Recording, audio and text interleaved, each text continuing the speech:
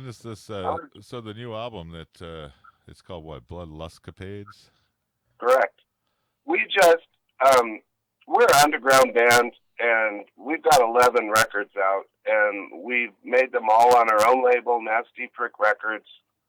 And I just got to where Margie and I never really overly pursued major labels. I mean, we sent some things out here and there, but we never really worked hard to get signed to a label, and we probably should have. But the only label that I actively pursued was Metal Blades Records, and Brian Slagle, the owner, um, he's a very nice person because he let me submit to him like 4 or 5 times. Anyway, he turned us down 4 times, and so now for me it's just kind of funny. Every time we put out a record, I just send him the record automatically, But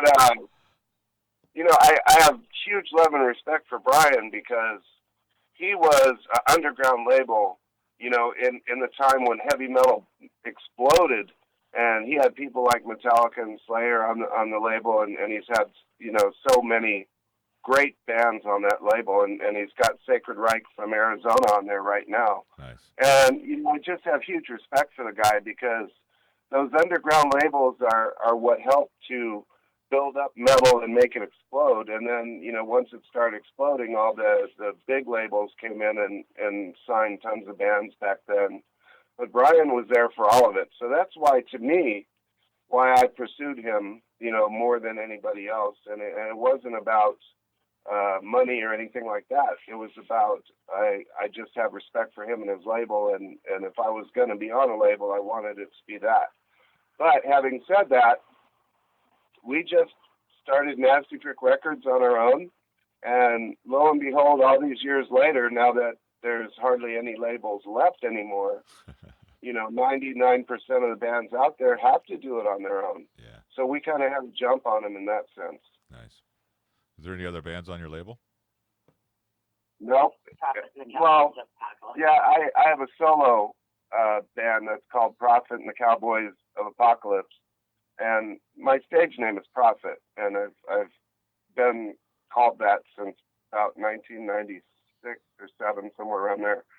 But so all the acoustic stuff I put under Prophet and the Cowboys of Apocalypse, and we're making our second record right now. I put out one in 2010, and it just came out amazing. I mean, it came out way better than I had even hoped. And with those albums, what I'll do is I'll take Saint Madness members and mix them with all these other musicians. Uh-huh. And it's neat because I mash them all together, and we come up with this really cool music. Nice.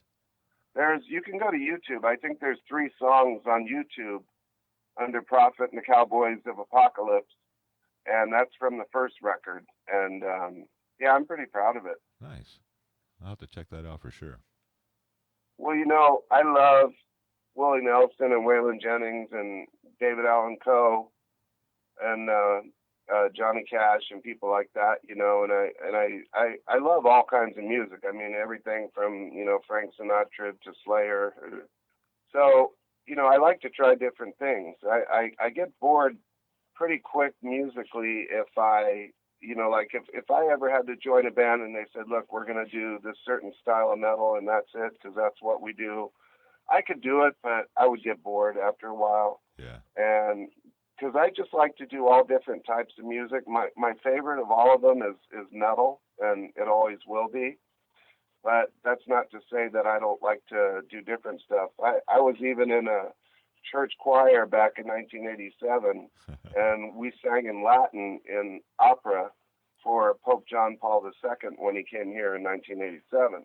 Wow. And it was amazing. And I just like music.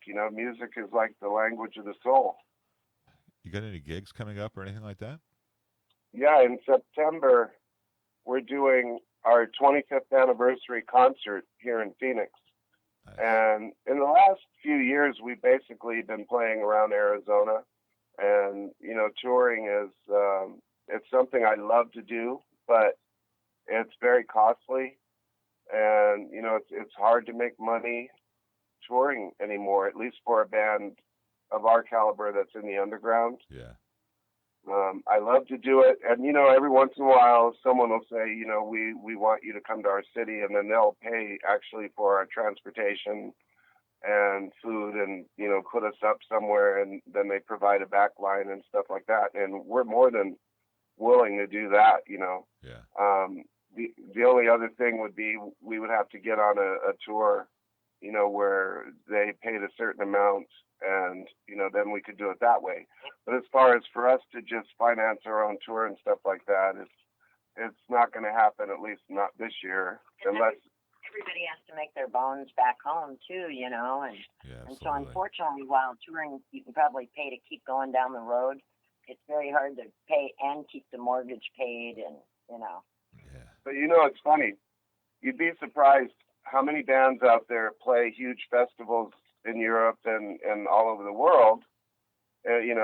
Anywhere from 10 to 60,000 people, and then they come home and go to their day jobs. Yeah. Now, whereas in the older days, I think it was more like the only way you could do those kinds of things is you had to be on a bigger label, and you had the money to do it. And the music world has just changed since the internet. Yeah, for sure, hadn't it? It's kind of a It good sure thing has. and a bad thing, but I don't know. It's a double-edged sword. Yes, sir. It's a bad thing because, for instance, okay, we put out a record, and you can go to YouTube right now, and every single song's on there for free. And it happens very quickly, and pretty much every band who puts a record out there, the second it gets on the internet, it goes everywhere, and people can basically get the music for free. they all want it on Spotify now. Nobody wants to actually own music. They really are just into streaming services, and of course the payback to the artist at that point is so infinitesimal per stream Yeah.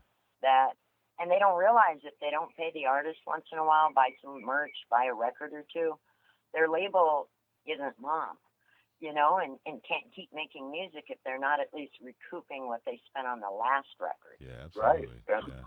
If you love your bands, whatever bands it is you love, remember, if you don't buy a little merch, if you don't buy their music once in a while, eventually that music will go away, and your favorite band suddenly disappears. Yeah, they break up because you get discouraged, and but again, the good part of it is, I can contact a magazine in Japan right now, instantly on the internet, send them music instantly, send them a bio, send them photographs, and they get that information instantly, and that's like a miracle. That's beautiful for bands, So it is a double-edged sword. It's a good thing and it's a tough thing.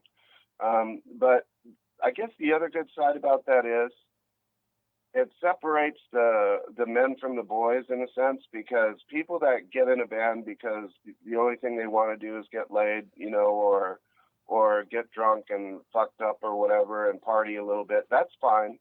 But for the artists that get into it because they really love the music and it's a huge part of their lives, then the bands that really want it hang in there, and they work harder and they promote themselves, and they spend the money to make good recordings and buy good gear, and et cetera, et cetera. Yeah. So it does separate the serious from the flaky kind of, and there's really nothing wrong with people who get in a band because they want to get laid and they want to party a bit too. I guess that's fine, but for someone like me, I got in music in high school